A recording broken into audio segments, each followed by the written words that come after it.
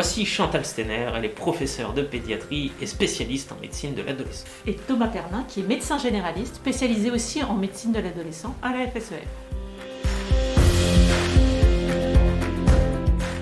Le confinement, que ce soit le premier ou le deuxième, a eu beaucoup de conséquences sur les jeunes et les adolescents.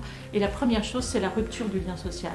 En effet, les jeunes se développent en relation avec leur père et dans ce confinement, le lien, malgré les réseaux sociaux, a été perdu et a empêché un développement correct de ces jeunes.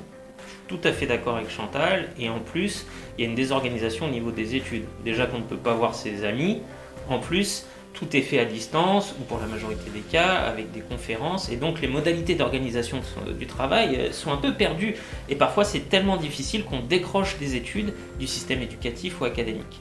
Donc tout ça a entraîné des conséquences, que ce soit sur le plan psychique, avec une augmentation de certaines pathologies, en particulier les troubles alimentaires, que ce soit du côté anorexique ou du côté bulimique.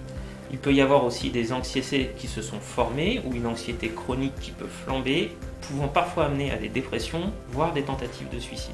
Et puis sur les maladies plus somatiques, il y a eu un retard à la consultation des médecins, que ce soit pour traiter une maladie aiguë ou pour poursuivre le traitement de sa maladie chronique.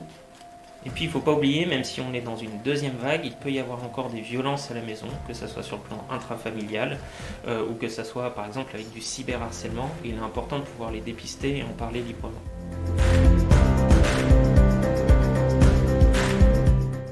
La première chose, c'est de rompre l'isolement, puisque c'est la première chose qui les impacte.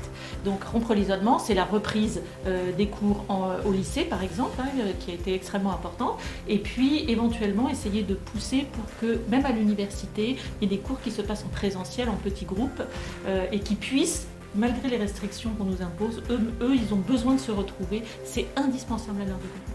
Puis il y a besoin aussi de se retrouver dans son corps, donc ne pas hésiter à avoir une activité physique régulière. On peut sortir, on peut signer son attestation pour cette raison, donc ne pas hésiter à en faire, à aller courir, à aller marcher, faire des petits exercices. Et s'il fait vraiment froid et qu'il pleut à l'extérieur, à la maison, c'est toujours possible sur un petit tapis par exemple. Et puis on vous a dit rupture du lien, il faut prendre des nouvelles les uns des autres. Alors ça a été un petit peu médiatisé, mais au niveau des adolescents, c'est vraiment extrêmement important. Ils ont les réseaux sociaux, ils savent les utiliser, il faut surtout faire attention et être à l'écoute les uns des autres. Il y a beaucoup d'adolescents qui ne vont pas bien en ce moment. Et puis il ne faut pas hésiter à appeler une personne de référence en qui on a confiance. Ça peut être quelqu'un de la famille, ça peut être un soignant comme le pédiatre, le généraliste, une sage-femme, une infirmière, mais vraiment ne pas hésiter à passer un appel car les professionnels de santé continuent à travailler et seront toujours là pour vous.